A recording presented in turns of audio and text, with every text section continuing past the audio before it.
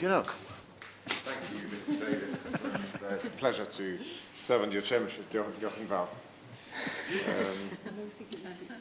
I wanted to thank first of all, my honourable friends, the members for Redcar and for Middlesbrough South and East Cleveland, for securing today's debate and for their contributions. I'd also like to welcome the Minister and Shadow Ministers to their places. A year on from the closure of Redcar, our steel industry is still in crisis. Make no mistake, we are still staring into the abyss. My Aberavon constituency is built around the town of Port Talbot, which is living under a cloud. We are a steel town. The steelworks is the blazing heart of our economy, our community, and our lives. And we don't know if it has a long-term future. Our steel industry and the communities that are built around it face a perfect storm. A long-term declining British manufacturing base, an economy that, particularly in light of the referendum, faces fundamental challenges, and a government that's quick when it comes to excuses, but glacial when it comes to solutions or strategy. And this perfect storm, it comes together to create an uncertainty that has a real and lived effect. It is not only hitting the order book, running down the short-term prospects of our industry, without which there can be no long-term, but it is also affecting people's lives. I have constituents who can't get mortgages or loans because there's no guarantee they'll have a job in 6 months, who don't know if they're going to be able to get their kids through university or college, or, simply put, don't know if they and our town of Port Talbot have a future. And this existential uncertainty has been dragging on for a year now. Just 3 months after Redcar closed, we learned of 1,000 steel jobs across Wales, 750 of them in Port Talbot being lost. The men and women of Port Talbot, Llanwern and the rest of Tata in Wales were, for more than 2 months, left in limbo, unsure if theirs would be the jobs that went. Then, about a month later, came the potentially devastating news that Tata wanted to sell. From a fire sale, we got the slow burn, which somehow morphed into the joint venture in July. And today, we are no clearer. We're told the joint venture is still the option, but what that means isn't clear. What does it mean for primary steelmaking, for investment and jobs? Is Tata's British arm even part of the joint venture plans? Well, apparently not, unless there's a resolution on pensions. But any further delay has a real impact, because there are very practical decisions that have to be made now if this industry is to continue. For example, relining the second blast furnace at Port Talbot, without which there is no sustainable future for primary steel making in this country. That's why the government, along with both companies, must set out clearly what the joint venture really means and give us cast iron guarantees, as Roy Rickers of Community Union has called for just this week, on jobs, on investment and on the long-term future of Port Talbot and the rest of the business. Because the fear is that this joint venture is little more than a smokescreen for cutting Tata Steel UK loose to consolidate the business on the continent. That's the fear. We don't know the reality, but that is the fear. ThyssenKrupp have never shown much real or active interest in Tata's UK operations. And we know the joint venture is right at the bottom of their priority list with their internal restructuring, domestic jobs guarantee and ongoing negotiations with IG Metall, the German union.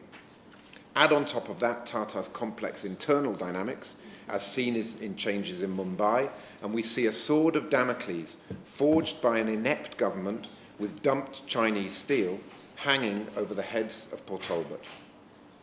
The situation is even more precarious following the vote to leave the European Union. Brexit poses real challenges for our industry, as over half our exports go to the continent. Therefore, it's essential that the government acts to protect the steel industry throughout the Brexit process and the negotiations that will come with it. First, it must ensure continued access to the single market and membership of the customs union. This matters because it will allow us to avoid tariffs that would devastate the industry, and also because it strengthens our hand in fighting Chinese dumping. So the Minister should today confirm that his government will strain every sinew to ensure tariff-free, unfettered access to the single market for British steel and the tariff protections that come from standing with a market of 500 million consumers. And second, to act to protect the steel supply chain. Around half the steel used by UK car makers comes from Tata and Port Talbot. the automotive and steel industries are inextricably bound together, and both need the other to stay in the UK to be successful. And so last week's news around Nissan was welcome, but the government must commit to offering the same terms to other automotive producers, from GM to Toyota to Ford and JLR, to ensure they remain in Britain. These are just two actions the government must take to ensure the future of the steel industry. However, it is this government that is the greatest cause of uncertainty for our communities. For years, we've seen an approach characterised by indifference and incompetence.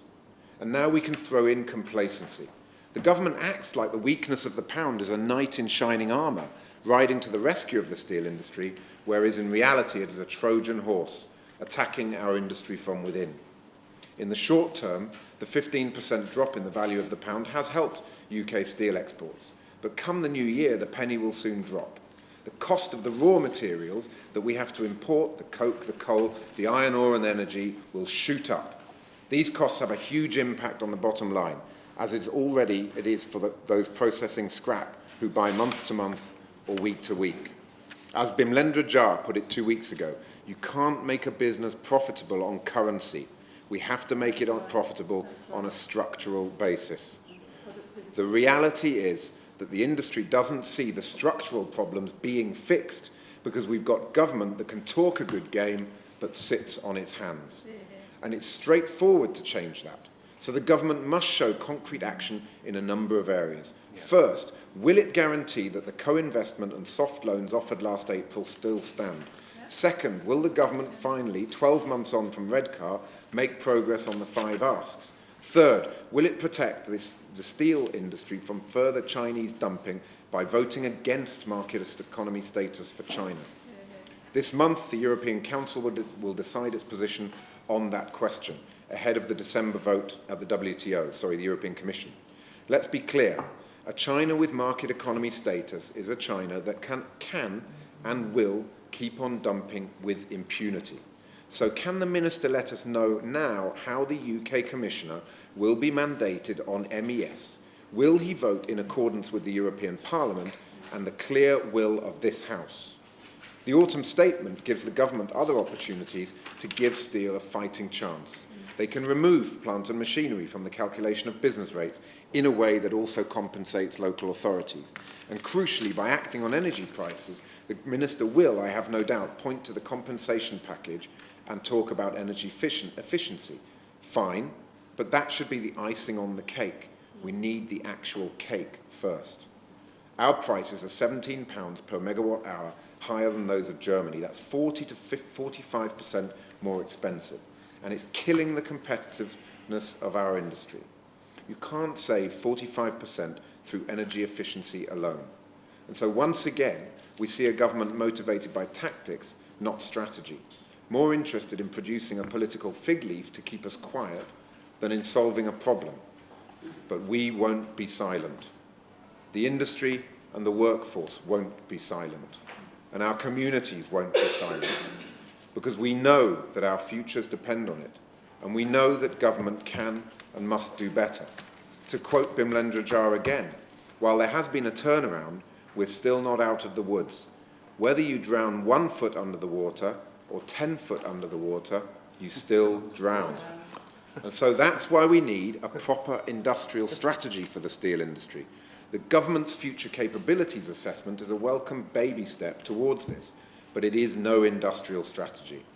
But for that, the government will have some help from us, as next month the Steel APPG will produce our industrial strategy document, showing how an active and engaged government, motivated by strategic economic rather than tactical political thinking, can build the environment for our industry to thrive, creating a level playing field on cost and on trade, connecting up supply and demand, building enforceable procurement rules, and forging a new model of partnership for growth and progress.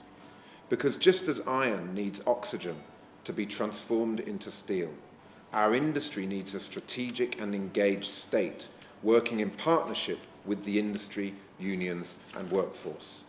Mr. Davis, the future of steelmaking in the United Kingdom is hanging in the balance. The future of the thousands of steelworkers, their families and their communities in Aberavon and across the country is hanging by a thread. We can overcome the uncertainty and build a bright and secure future, but only if we act, and we must act now. Ian Wright.